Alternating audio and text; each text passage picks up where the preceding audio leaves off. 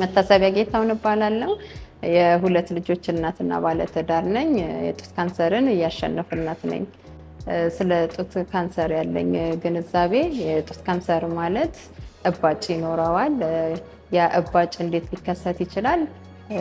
ተፈጥሯዊ ባልሆነ መልኩ ህዋሳት ሲከማቹ እባጭ ሊፈጠር ይችላል። እጢ ሊሆን ይችላል። ያ ማለት ማንኛውም እባጭ ካንሰር ነው ማለት አይደለም። በምርመራ ነው የሚታወቀው እና ተፈጥሮውን በለቀቀ መልኩ ህዋሳቶቹ ሲከማቹ ወደ ካንሰርነት ሊቀየር ይችላል።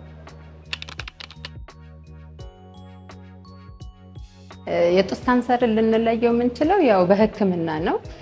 ሁለት አይነት ህክምናዎች ይኖሩታል። ማሞግራፊ እና አልትራሳውንድ ይኖረዋል። በሱ ልንለየው እንችላለን የጡት ካንሰርን።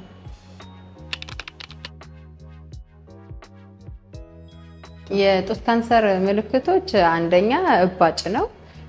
ሁለተኛ ደግሞ ያልተለመደ ፍሳሽ ቆዳችን የመላላጥ ነገር ይኖራል። ሳይዙን ሊቀይር ይችላል፣ ከለሩንም ሊቀይር ይችላል። በአብዛኛውን እባጭ ነው የሚታየው። የኔ የጡት ካንሰር መሆኑን ያው በሂደት ነው ያወቅኩት። ግን ጡቴ ላይ ስፈትሽ እባጭ ነው፣ ባቄላ የሚያክል ነው ያገኘሁት። ከዛ ደግሞ እየቆየ ከለሩን ቀየረ። የብርቱካን ልጣጭ አይነት አመጣ። አጥቢም ስለነበርኩኝ የሚወጣው የወተቱ ፍሳሽ ከለሩ ቀየረ። ጥሩ ያልሆነ ፍሳሽ አመጣና በዛን ወደ ህክምና ሄድኩት።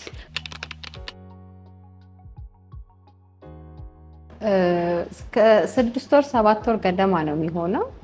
በዛ መሀል ነው እብጠቱም ሳይዙም የቀየረው፣ ትኩሳትም ያመጣው እና የብርቱካን ልጣጭ የሚመስል ነጠብጣብ ያለው የጡት ያመጣው። ካየሁት ካስተዋልኩት 6 ወር ውስጥ በሞላው ውስጥ ነው ይሄ ነገሮች የተከሰቱት። በጣም ከባድ ነበረ። በመጀመሪያ ካንሰር እኔ ጋ ይመጣል ብዬ አላሰብኩም ነበረ። ካንሰርም ላይ ብዙ አመለካከት ግንዛቤም አልነበረኝም። በዙሪያዬም እንደዚህ አይነት ሰዎች አላውቅም ነበረ እና በጣም ደንግጬ ነበረ። ያው ቀጥታ ካንሰር ስንባል ሞት ነው የምናስበው። ሞት ነው የታየኝ፣ ተስፋ መቁረጥ ነው የታየኝ እና ከባድ ጊዜ ነበረ።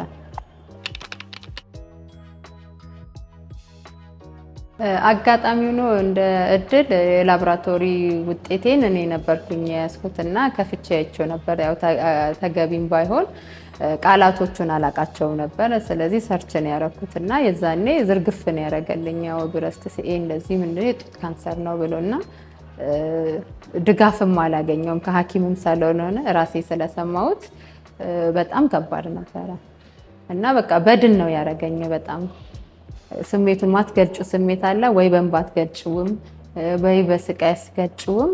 በቃ በድን ነው የሆንኩት ስሰማው። በጣም ከባድ ራስ ምታት ነበር። እኛ ጋር ከባዱ ሴት ስትሆኚ ቤተሰብ ኃላፊ ስትሆኚ መታመምሽ ብቻ አይደለም አንቺ ላይ ያ ሁላ ድንጋጤ ሊፈጥር የሚችለው። ኃላፊ ነሽ፣ እናት ነሽ፣ የቤተሰብ አስተዳዳሪ ነሽ፣ ሚስት ነሽ እና በጣም ይከብዳል። ስለዚህ ባለቤቴን በወቅቱ አልነገርኩትም ነበረ፣ ለቤተሰብ አላሳወቅኩም። ለቤተሰብ ያረኩት እርምጃ እጢ ነገር ጡቴ ላይ ያለ ያን እጢ መውጣት አለበት ብዬ ነው የወሰንኩት። የነገርኳቸው እና ራሴ ነበርኩኝ። ከሀንዬ ግን አብራኝ ስለነበረች እኔም ባልነግራት እሷ ያው ነገሮችን ቀድማ ተረድታ ስለነበረ ከቤተሰብ ጋር ከባድ ጊዜ ነበረ።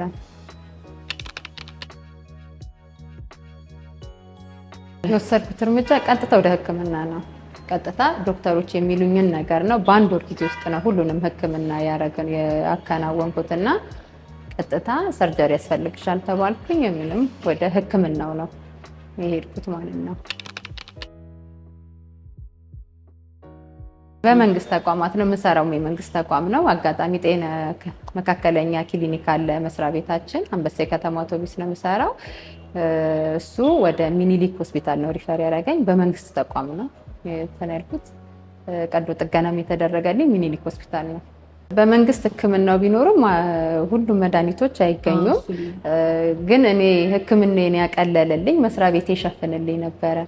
የካንሰር ህክምና በባህሪው በጣም ከበድ የሚለው መድኃኒቶቹን ቶሎ ማግኘት አትችይም። ምርመራዎቹ መድኃኒቶቹም ውዶች ናቸው። ድጋሚ ደግሞ በአጭር ጊዜ ታክመሽ የምትጨርሺው ነገር አይደለም፣ ረዘም ያለ ጊዜ ይፈጃል እና አጋጣሚ መስሪያ ቤት እድለኛ ሁኜ ወጪውን ስለሸፈነልኝ ነው እንጂ ህክምናው ከባድ ነው። ለዛ ነው ቀለል ያለኝ። ያው ሰርጀሪ ካረኩኝ በኋላ ወደ ጥቁር አንበሳ ነው ሪፈር የተደረኩት ለጨረር እና ለኬሞቴራፒ። ኬሞቴራፒ ስጀምር ያው ፀጉር ይሳሳል ይነቃቀላል የሚል ነው ኢንፎርሜሽን እኔ ጋ ያለው።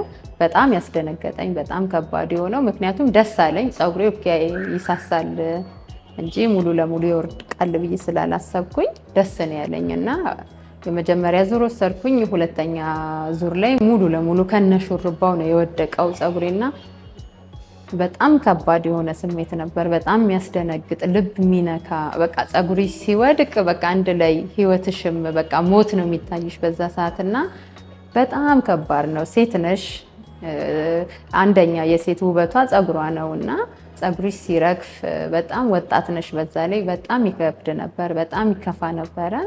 ስሜቱም ያማል። ከሰማሹ ይልቅ እዚህ ጋር ፀጉሪሽ ሲረግፍ ያለው ነገር በጣም ከባድ ነበረ። ግን ዞሮ ዞሮ ያው የሚያልፍ ነገር የለም፣ ታልፊዋለሽ። ያው አሁን እንደምታይኝ ፀጉሬም ቆንጆ ሆኗል፣ እግዚአብሔር ይመስገን። ሌላው ኬሞ ላይ የሚከብደው ምንድነው መድኃኒቶቹን ማግኘት። የሚታዘዝልሽን መድኃኒት በአካባቢሽ ላይ በመንግስት ተቋማት ማግኘት በጣም ከባድ ነበረ እና ወተሽ ነው ፈልገሽ የምትገዢው። መድኃኒቱ ደግሞ የለም በሚሉሽ ሰዓት በጣም ከባድ ነው። መድኃኒት የለም ስትባይ ህመሙ ጭራሽ እየባሰ ነው የሚሄደው እና መድኃኒቶቹን አለማግኘት በጣም ከባዱ ፈተና እና መድኃኒቶቹን በቃ በጣም ነው የሚከብደው። መድኃኒት አናገኝም፣ ወዲያው ውጥት ብለሽ የምትገዢው ነገር አይደለም እና እሱ ሁለተኛው ፈተና ነው። ሌላው ደግሞ ያው እናት ነሽ፣ ትንሽዬ ልጅ አለችኝ። ከባድ ነበረ። እኔ ሳላውቀው በጣም በዝምታ ነበር ማሳለፈው። ብቻዬን ነበር የምፈልገው፣ ጨለማ ክፍል ነበር የምፈልገው እና ቤተሰብ ደግሞ እዚህ ጋር የኔን ጨዋታ የኔን ድምፅ ይፈልጋሉ። በጣም ከባድ ነበር። ሌላ ደግሞ ያጠያየቅ ባህል፣ ጎረቤቶች ይመጣሉ። ያጠያየቅ ባህላችን ከባድ ነበረ። ያው እንደታመምሽ ካንሰር ነው ብለሽ አትናገሪም። ካንሰር ምክንያቱም ግንዛቤው የለም፣ ትደብቀዋለሽ እና መተው ሲጠይቁኝ ከባድ ነበረ። ወይኔ ግልጽ አላረኩላቸውም፣ እነሱን ግልጽ አድርገው ስለማይጠይቁኝ ያው የተቆረጠውን ጡትሽን እያዩት ነው። እንዴት ነሽ? ተሻለሽ ወይ? እንዴት ነሽ? ደህና ነኝ። ቀይሯል ነው የምትባዩ። በጣም ነው የሚያስደነግጥሽ። ቀየረ፣ የከሌ ልጅ እንዲቀይሮበት ሞተ፣ እከሌ እንዲሆኑ ሞተ ነው የሚሉሽ እና ቃሉን እራሱ አይገልጹትም። እና ሌላው ከባዱ ፈተና ጠያቂ ነበረ።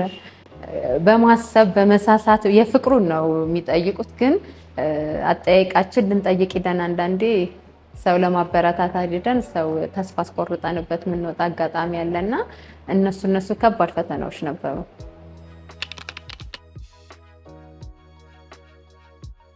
አልወለድኩትም።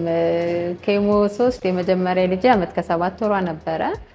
ሁለተኛ ልጄ ሰርጀሪ ተሰርቼ ወር ከ15 ቀን ላይ ወደ ቀጣይ ምርመራዎች ሲሄድ የ2 ወር ከ15 ቀን ነፍሰ ጡር መሆኔን የታወቀው። ያ ማለት ሰርጀሪ ስሰራ 1 ወር ምናምን ነፍሰ ጡር ነበርኩኝና አጋጣሚ ነው በምርመራዎች አልታየው። ጤነኛ ያው ሲታይ ከባድ ነበረ ነፍሰ ጡር መሆኔ።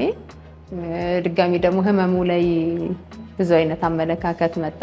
የሳምንቱ ሲታይ ነው ከእንትን በፊት እንደሆነ ከሰርጀሪው በፊት ቅሪት እንደነበርኩ የታወቅኩት እና ከባድ ነበር። ወደ ዶክተር ጋር ሄድኩኝ። በጣም ከባድ ፈተና ቤተሰብ ላይ የነበረ በጣም ዋናው ከባዱ ፈተና ትውለድ አትውለድ የሚለው ነበር። በጣም ትልቁ ከባድ ፈተና የሆነብን ግን ከዶክተር ጋር ተነጋገርን። 4 ወር ካለፈሽ በኋላ ኬሞ መጀመር ትችያለሽ አለኝ።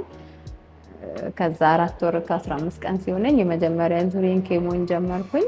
ከዛ በኋላ ምን አረኩኝ መሰለሽ? ሁሌ ለምርመራ ሲሄድ የልጄን የልብ ምት ሰማለው፣ የልጄን ኪሎ ሰማለው እና የልጄ የልብ ምት ተስፋ ይሆነኛል። ኪሎን ስሰማ ደግሞ በጣም ደስ ይለኛል።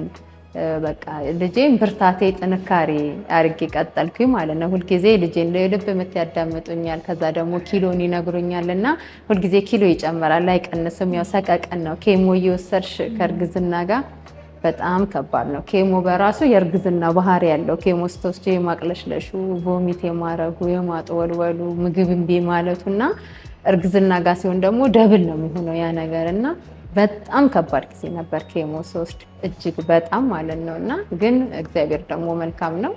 ልጄን ብርታቴ ጥንካሬ አድርጌ ከልጄ ጋር ኬሞ ወሰድን። አጋጣሚ ሆኖ መጨረሻ የ8ኛ ዙር ላይ ኬሞዬን ጠዋት ወሰድኩኝ። ማታ ላይ ምጤ መጣ። ከፍተኛ ድንጋጤ ነበረ። ግን ከእግዚአብሔር ጋር እና ከመልካም ዶክተሮች ጋር ልጄን በምጥ በሰላም ወለድኩት። ልጄ አሁን 4 ዓመት ሆኖታል። እግዚአብሔር ይመስገን።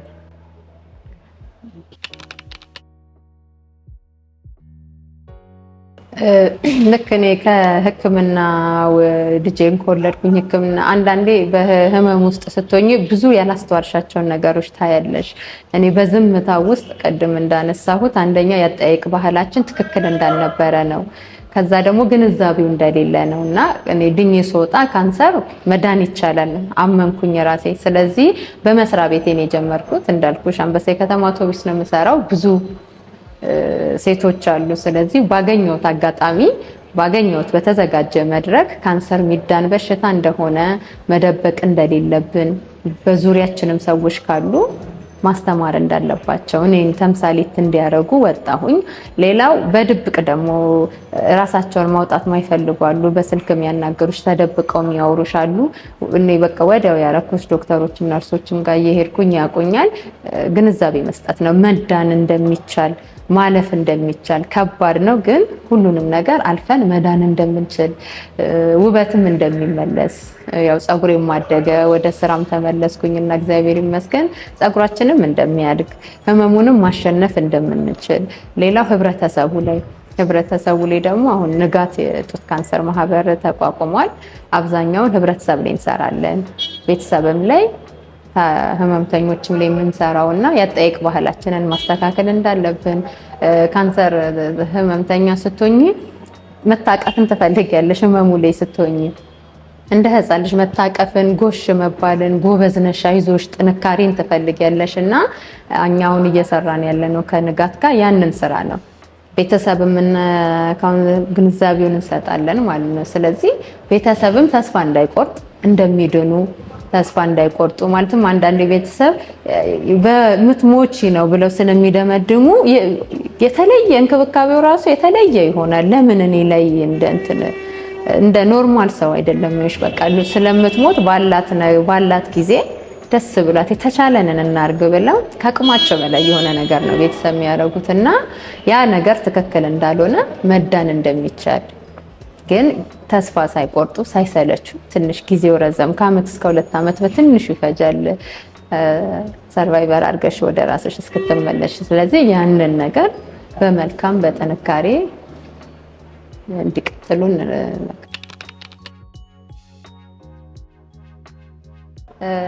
በመጀመሪያ አልማዝ ምትባላለች ቤተሰብ ነው ያገናኘኝ። እናቴ ናት ያገናኘችኝ። አቤ እሷ ከካንሰር የዳነች ናት እና እሷን ሳያት ትድኛለሽ አለችኝ። ከዛ ደግሞ ነፍሰ ጡር መሆኔን ስታይ ሳለቅ ሳታልቅሽ ትወልጂዋለሽ አለችኝ እና እሷን ሳያት መዳን እንደሚቻል ነው። ብዙ የለም እንደዚህ እንዲትሆኛለሽ እኔ እንዲነኝ ይል አልነበረም። እኔ 5 ዓመት ሆኖኛልና ስለዚህ እኔ ቁሜ ያንን ሰው ትድናላችሁ ብል ከሌላው ሰው ድነዋል ከሚባለው ድኛለሁ ብል ተስፋ ሆናለሁ። እውነትም ነው የምናገረው። እኔ አሁን ያሳለፍኩትን ነው የምናገረው፣ የሆንኩትን ነው የምናገረው። ስለዚህ እሷን አይቼ እሷን ምን አረኳት? ተምሳሌት አረኳት። እኔም ነገ ስድን ቁሜ ለሰው መሰክራለሁ። ሰው ደግሞ በባህሪው ስናይ ነው ምናምነው። ስለዚህ ልናምን የምንችለው ደግሞ የዳንን ሰው ስናይ ነው። እውነት ነው ካንሰር ምንም የሚደበቅ አይደለም፣ ከበድ ያለ ህመም ነው። ግን ካንሰር የሚዳን በሽታ ነው። ቆንጆ ጥያቄ ነው። ያው በሽታውን ልንከላከለው የምንችለው ቅድመ ምርመራ በማድረግ ነው።